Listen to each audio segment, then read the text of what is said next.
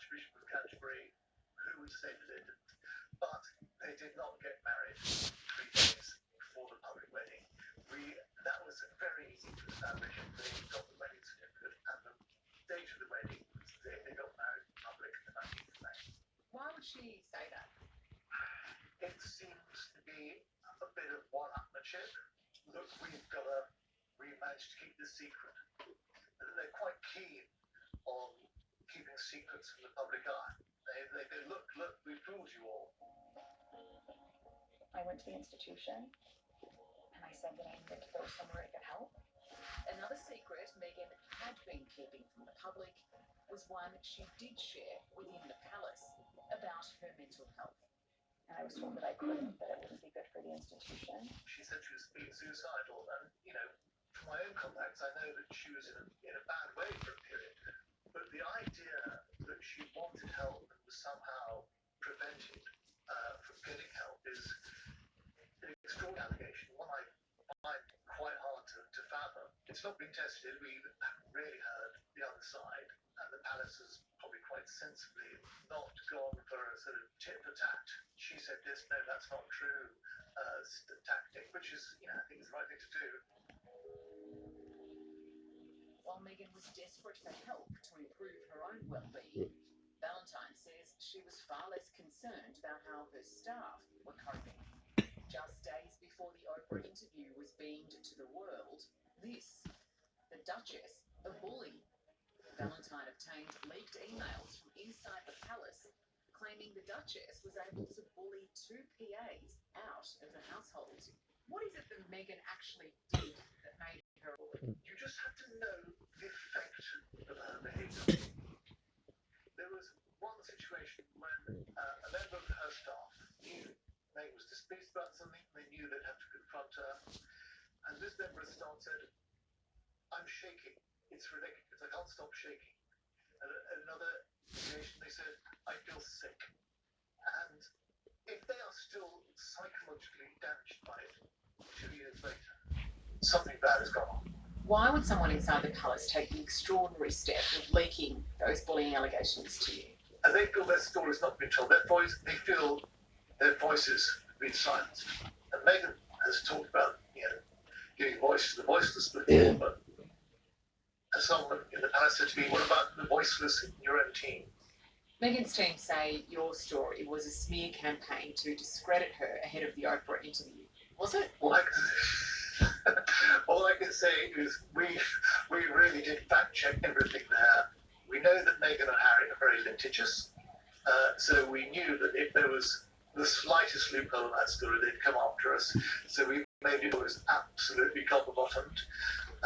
We stand by every single word. And what about Harry? What hand do you think Harry plays in all this? He wasn't the same either.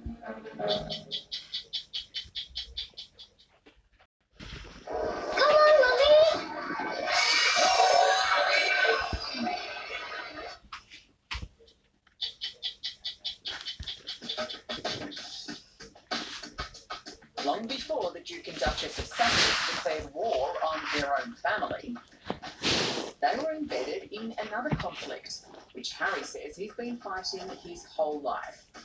An endless battle with the press. Now, the Duke and Duchess of Sussex have come out fighting, taking legal action against the Mail on Sunday, a British tabloid. If they truly wanted a quiet life, they could have disappeared somewhere and led a very private life. But that's not what they want to do. They want to be friends with Richard Payments, they want to go on Netflix, they want to go on Spotify, they want to be public figures, but on their own terms. Valentine Lowe is a veteran of the Royal Press Pack. He insists the relationship between journalists and the palace is not as cosy as Meghan and Harry would have you believe. If you as a family member are willing to wine, dine and give full access to these reporters, then you will get better press. Is that true? Absolutely not. Meghan referred in that interview to something called holiday parties and tabloids at the palace, and I have literally no idea what she's talking about. Never been wined and dined by the royals? They once had a reception for the media in advance of the Queen's Diamond Jubilee, and staterooms. You're there for an hour and a half, and you have a glass of fizz at the canapé and exchange small talk with Alice flunkies or if you're lucky and might well. But does anyone dish the dirt? I couldn't possibly say. Come on. But it's the idea that by sucking up to the tabloids, the roles get better coverage. I mean, it's crazy. It's simply not true. Protection from the media isn't the only kind of cover Prince Harry craves for his wife and children. He fears their personal security is now at greater risk than ever. Security's not there to sort of give them an ease of passage at airports and through traffic lights and busy streets throughout the world. It's there because there is a real danger to their life. Ken Wolfe knows what it takes to keep royals safe. He was based here at Kensington Palace as a bodyguard for Princess Diana and her sons in the 1980s and 90s. The Scotland Yard inspector was known simply as Uncle Ken to young Prince Harry. Yeah, I took him to school on many occasions and have driven him many, many times down to Highgrove and the other places. So he knows how we work. There has to be that relationship, that symbiotic relationship between the protector and the protectee. It's not something you can just turn up and deliver. It's more intelligent than that. And sadly, the expertise that he had and Meghan had and Archie had up until the point that they left the United Kingdom has gone. And we're relying upon now a security that is based in called La La Land and comes with it the sort of the La La Land protection. What they don't have access to is the classified information of intelligence and media. It's not just the Hollywood bodyguards that worry Ken. He also fears the Sussex's Californian mansion is an easy target. You can Google it. I mean, somebody's actually put a drone above the premises so you know exactly what the sort of the layout and the configuration, so you know exactly where they are. That's exactly what a would-be assassin would determine. Is there a real risk Archie could be kidnapped? Yes, the risk is incredibly great. Meghan told Oprah she struggled to accept her child would not be given a royal title, and the Scotland Yard protection she expected would be tied to it. They didn't want him to be a prince, and he wasn't going to receive security. But Ken says that's not true. No one single member of the royal family, that sort of age, gets individual protection, because actually what happens, they become part of their parents' protection in the same way that William and Harry did with Diana and Charles. So actually Archie would have been protected as a member of the family. And with regards to the title, you know, already the Queen had bestowed upon him this title of Dumbarton, whatever that means. But the whole point is, I just thought that was rather ill-conceived on Meghan's part, because actually what she was saying wasn't correct. If there's one thing you hope Meghan and Harry got right,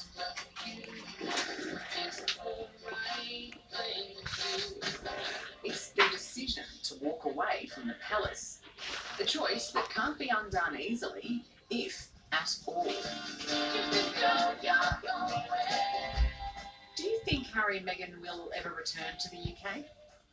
Not a chance. They've made their life over there. Their bridges are now ash. They won't be coming back. Will they come back? My own gut reaction is I think he will. I hope it's with her, but I think that's doubtful. So you think Harry could return to the UK alone? Yeah, he's living a lifestyle now, which is so alien to him. He isn't going to have the freedom that most people in LA are going to have. And I think he's going to find that difficult. We just pray for him, and Meghan, we just pray that they do come back. Perhaps a divine intervention is what it would take to bring Harry back into the royal fold. To Dr. Musharraf Hussain, one of the Queen's Deputy Lord Lieutenants, that's not out of the question. You know, there's a very beautiful story in the Gospels about the prodigal son. He just come back, and one hopes, we see that union once more. Is Harry the prodigal son here? Yes, he is. I think he is. Yes. Yes. If this story has raised any issues and you need to speak with someone, you can call Lifeline on 13 11 10. Hello, I'm Sarah Arvo. Thanks for watching 60 Minutes Australia. Subscribe to our channel now for brand new stories and exclusive clips every week. And don't Don't miss out on our extra minutes segments and full episode 60 minutes on 9now.com.au and the 9Now app.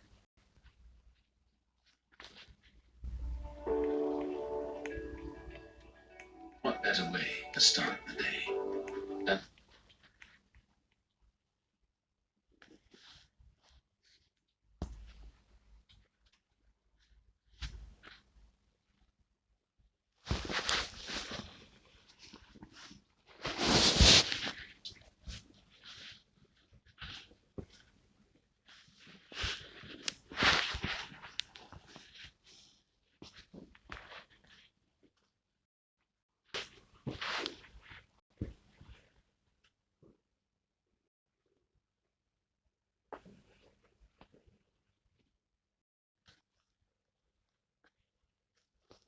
Usap-usapan po ngayon sa Amerika ang isang tricycle na proudly Pinoy.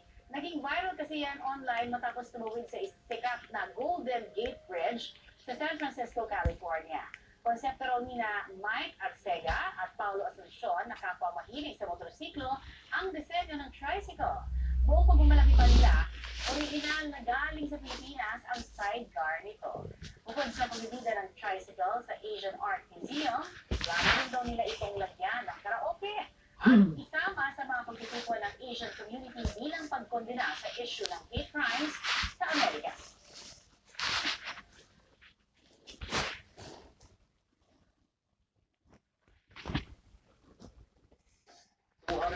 Ang naitalang COVID deaths sa bansa kahapon, muling mas mataas kaysa sa gumaling sa sakit.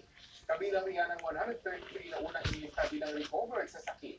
Sa gitna ng punuan ng pasilidad sa NCR, may mga COVID positive na piniling manatili sa labas na ospital. Narito po ang aking report. Malakas ang katawan at physically active. Ganyan naalala ni Kelly ang kanyang tsuhin bago tamaan ng COVID-19. Walang agad nakaalam na sa loob ng sasakyang ipinarada sa Kamkami, nag-impact ng supply at unang nag-quarantine ang tsuhin. At nang malaman ng mga kaanak, natagalan pa bago nakahanap ng hospital slot sa Pasig. The bed was only made available for us because somebody passed away. I left them there at 4 p.m. I got a call at around 8 or 9 p.m. that they had to intubate him already. Wala pang 24 oras, nag-flatline ang tsuhin habang nasa COVID ward ng emergency room. Nahirapan maghanap ng ospital ng actress na si Jean Garcia para sa kanyang ina na namatay rin sa COVID-19. Hospital hopping pa, COVID-19 screen, hindi siya biro. Isa siyang plague. Ang mga bagong kaso, mababa sa loob ng 7 araw. Pero sabi ng DOH, mas kaunti kasi ang samples na nakuha ng mga laboratorio noong April 5. Pilipinas pa rin ang nangunguha sa COVID cases at deaths sa Western Pacific region ayon sa World Health Organization. We are concerned about the situation in the Philippines. We're concerned because the surge is really continuing and moving towards so-called red line. Ang red line na tinutukoy ng WHO, yung sitwasyong hindi na kaya ng healthcare system ang bilang ng mga kaso.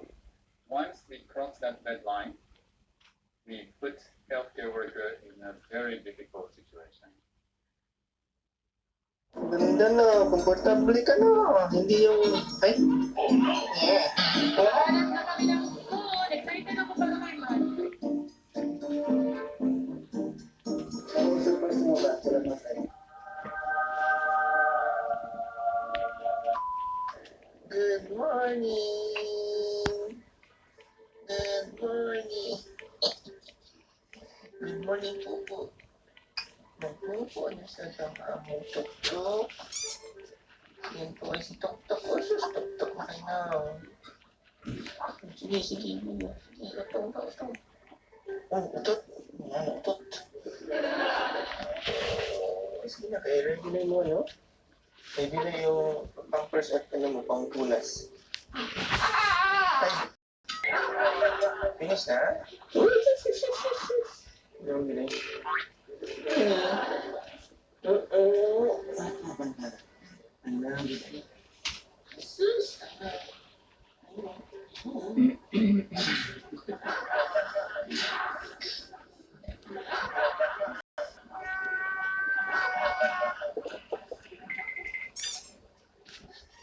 Kain.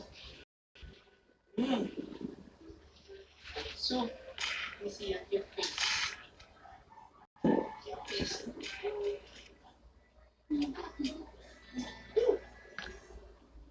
Masih apa?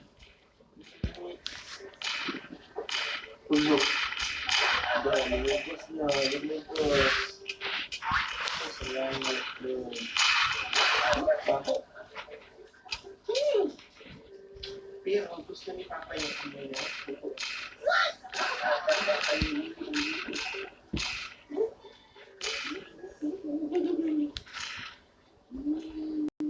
Ano?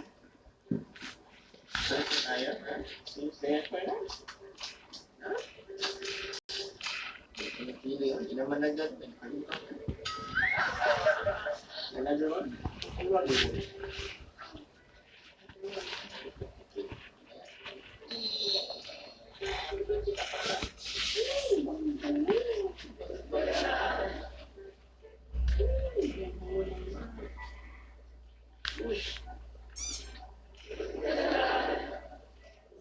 Wala alas 5 na ng umaga. Hindi na pa siya binaba dahil mga alas 3 ng madaling araw. Natulog naman siya, alas 3, nakalagising siya mga 4:30, and then pinadede ko sa pet center.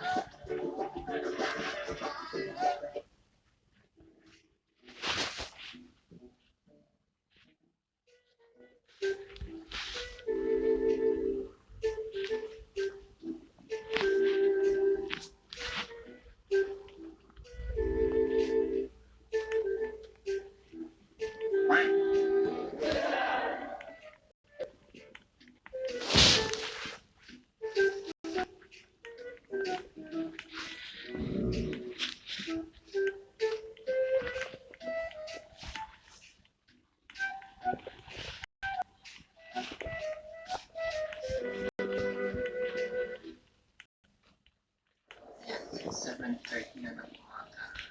Ang favorite position niya pag natutulog. Eh, sinin mo naman yung ginawang duyan ni Papa, eh. Tinama mo na yung duyan ni Papa. Sibot mo na yung duyan, eh. Ayaw mo sa duyan ni Papa. Nagising na palang ka. Ayan. Ayan. Ayan. Gising mo. Gising mo. Gawin natin mo. Gawin na.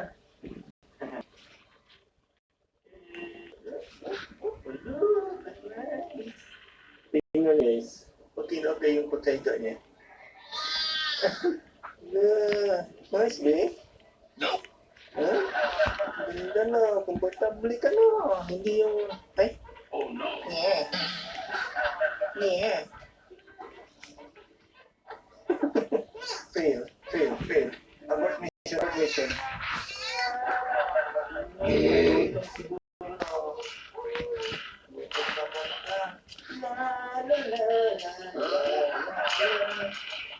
Gutom pala siya.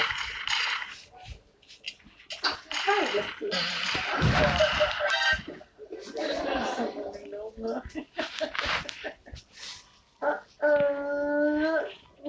Ako na sila makalipang din.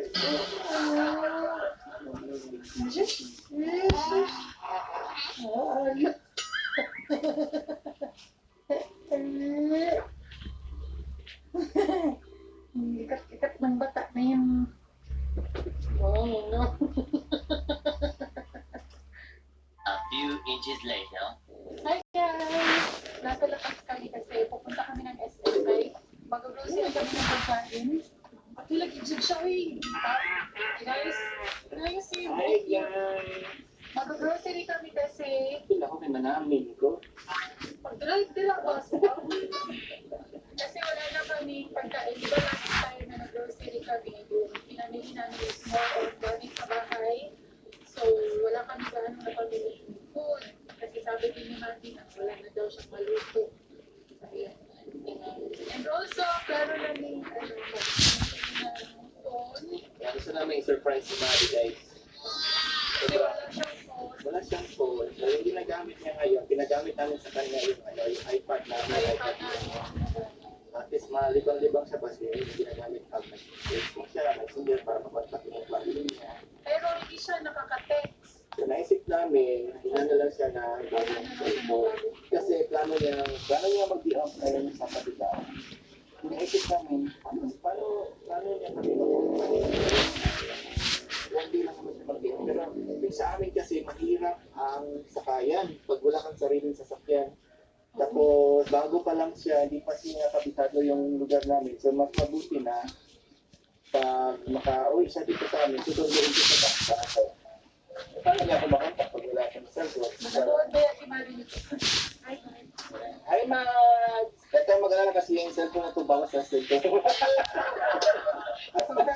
Marami na eh. Hindi namin ibabawal at graduate. Parang gift na rin din namin sa kanya. Kasi sobrang natutuwa kami kay Maggie kasi sobrang sipag. Pinasipan niya, guys. Sobrang sipag talaga. Wala kami masabi. Sobrang sarap niya magluto. Tapos alam-alaga niya si Bibi. Nakikita namin na kayo si Bibi. Yan ang phone. Baka na rin meron siyang magamit pang text, pang tawag. Kung sa amin o sa pamilya natin. So, yan yung gagawin namin ngayon. Mag-evening kami, gusto kami ng SM. Kasi, first plan talaga namin i-grocery, tapos bakit baby milk bottle? Anti-colic daw. Hanap kami ng bagong bottle na. Yeah, at the same time, hanap kami ng like si Maddie. Siguro yung ano lang, yung iPhone 12 Pro Max. Para magkapareho kami mga iPhone user. Wala di ay. Ay, alam ito kay Maddie ka ng iPad ba? Just to be with you.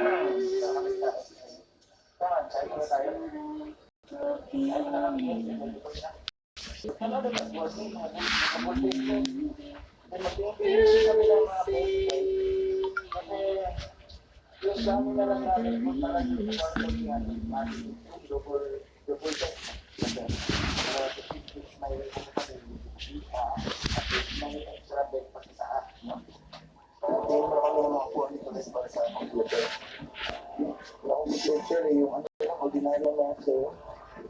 Ano yung Lazada?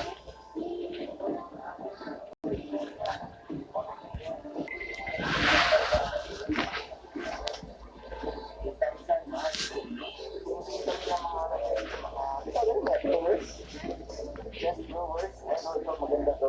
Para ano, malalagyan sa mga gamit.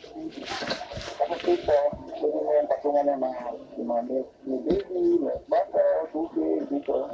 At ang graphic design ng ganito. So ito puro modern, bagay sa mga daan. Ito modern na ano namin. Siguro lang tawad. Hindi ito maganda. Duratex. Masuhan lang siya. Wala na para sa regular na mga practice. Ito din o, transparent, makikita mo yung loob.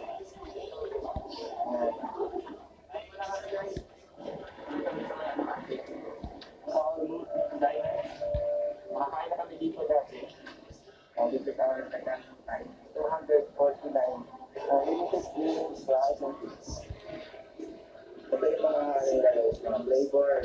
So yung in-order namin is classic, honey garlic, tapos hot and naked. Ito na yung order namin guys. Every order now, 3 flavors, no? 3 flavors. And then minimum of 3 pieces.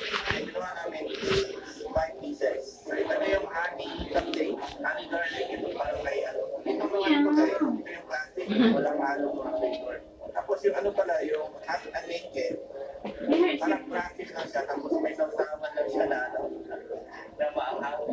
And then pag naubos namin to, pwede pa kami kukuha ng alaga. Kasi nga, di ba, unlink. Pwede pa magkukuha for another round. And then, pag naubos namin to, try namin ibang flavors. Hindi na yan, meron ano dito, train to good.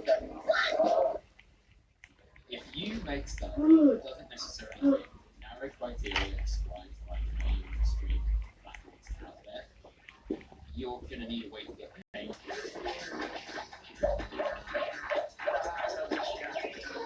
With Patreon, you have a bit of a firm grounding, knowing that there are people who are funding you directly and want to see you do it.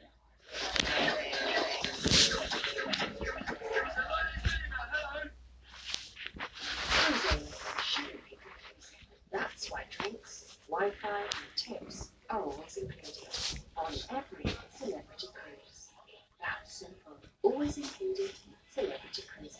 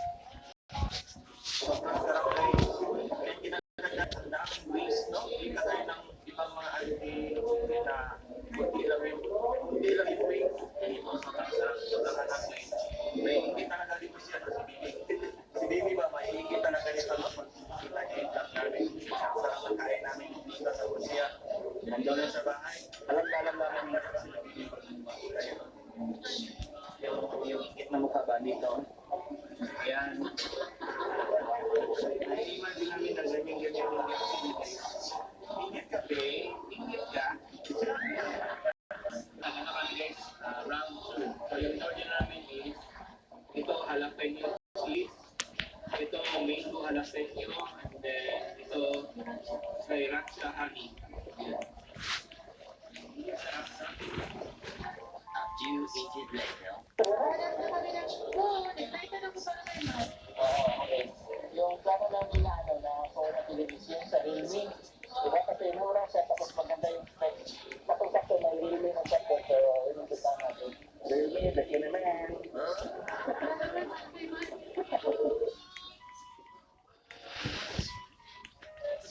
Oo, mura lang diba? So, mura siya makarapin na. Motor na lang, 32 big na siyempre sa game world.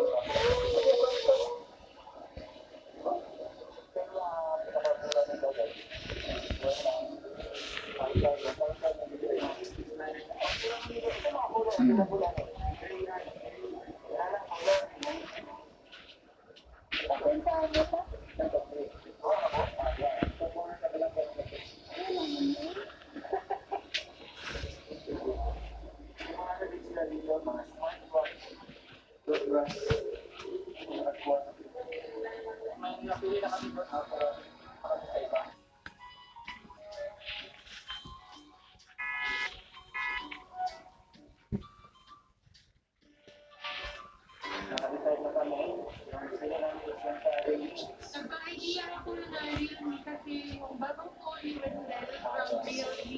Eh, maganda naman siya. I-try ko ba? So, sabi ko, yun na lang hindi natin kay Randy kasi maganda, decent na siya.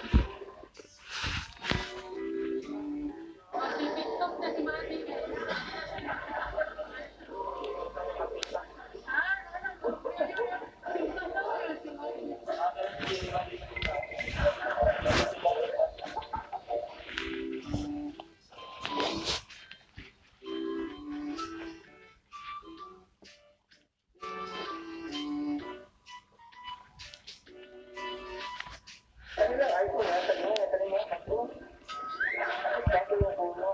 Pagkakita na rin namin ng sensor class.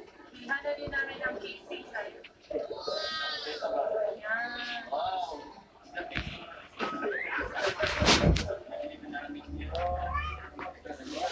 Nainala ko para kay Mami. Ganda ng casing din. So, hindi na lang siguro kami mag-grocery kasi walang oras and nakasod na lang yung A few inches later.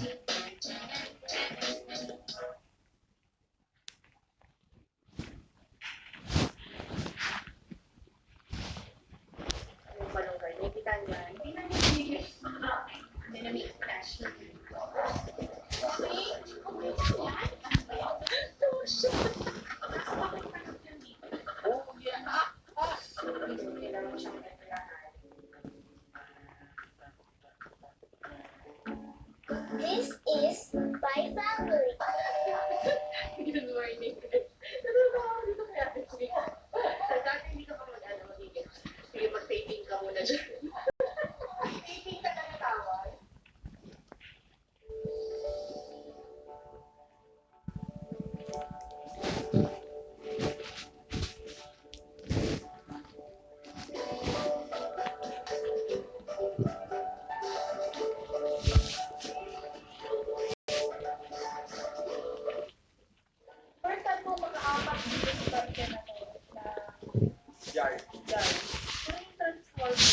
True. Pag yung mga naglasing robot, yung mga to, kung na tayo magtataka.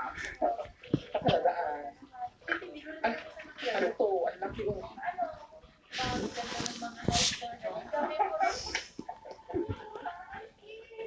Ang lawak mga sisyo.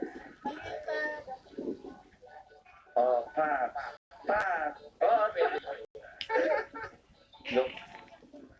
Oh, may sariling ko yung si Michelle.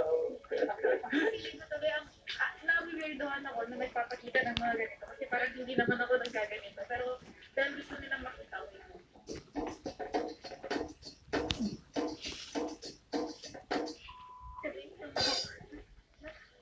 Okay, update. Nandito na po lahat. Yan. Hello, ladies. And another lady. With some boys. Ay, wala pala sila. Umalis sila, best friend. Nandun sila. Ano gagawin ko si Peter? Ganito na ba isa-isa? Tulong-tulong festival. Ay, nagdakela. Bakit speaker na yun? Nagdakela ba? Oo, yung speaker na yun ulit, friend. Wala tatalo yung speaker na yan. Ayan. Dito, sa tubig na part, parang may Carabao grass may stage siya. Kaya may mababaw lang siya. Tapos yun na siya. Hanggang kupan. Pasensya lang hindi siya wild play. Ayan. There. Ito yung mga lulutuin natin today. Dati ko sa fish fry Ito sa pailan na ilaban sa amin.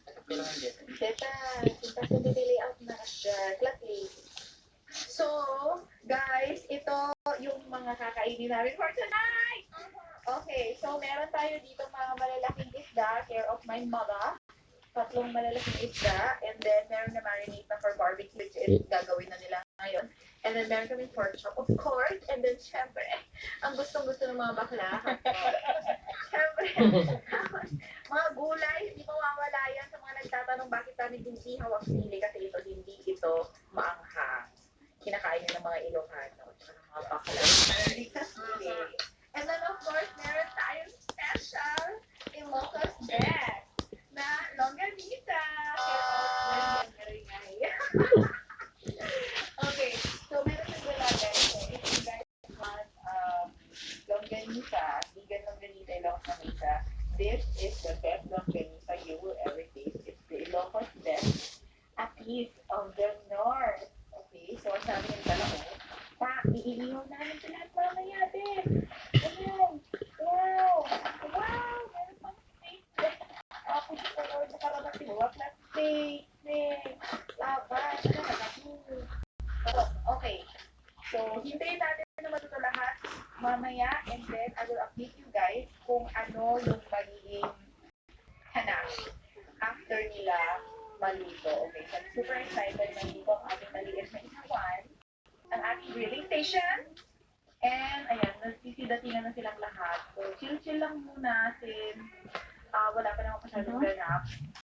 Prepare mo ng food. So, usually ganito yung ginagawa natin dito. At, mamaya yan. Napaglasing na. Okay, so we'll update you. Ang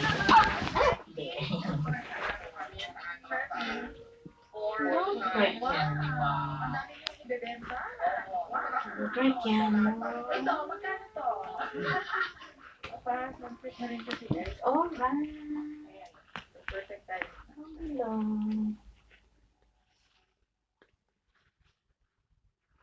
To see.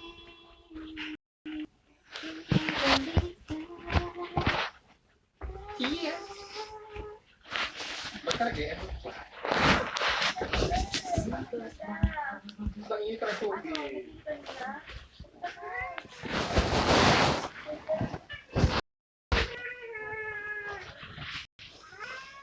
Nagdakil lang Larson talaga. But it's still good. It's still pretty. The red. No, don't run away from me. Okay. Oh, hello. Okay. So, ano ba? Dito ba ako? Ayan. So, Afternoon vibe, chilling, while watching the sunset. Diba? Tignan nyo. Mag-focus Tapos nagura. Ayan. Ibaba mo kasi nakataas na yan. Yeah. Wow! Nakaano ba tayo? Ay, mabati yan. Hindi, okay ba? Yan. Okay.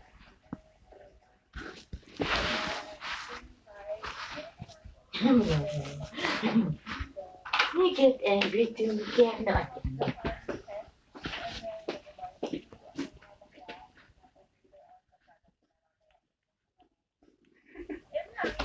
Oo, ganun lang. Chill. Okay, would you like to go up? Oo, kaya nga.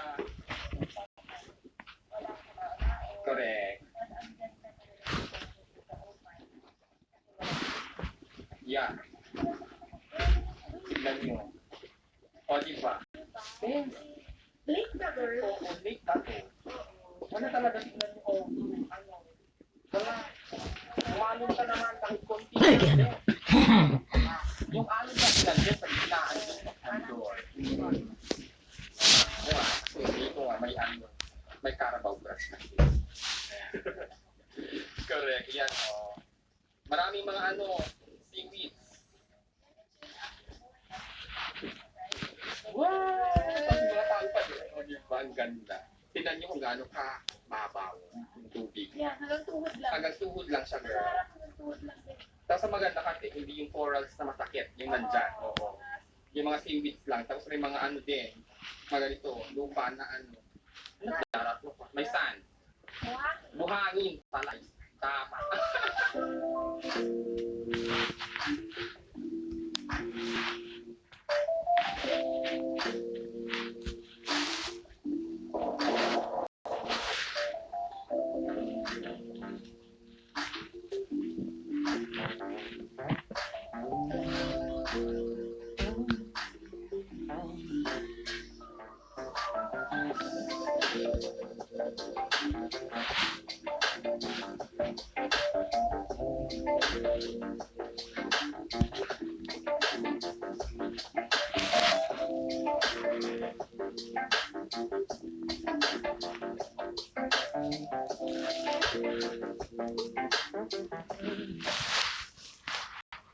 Start a business crucial.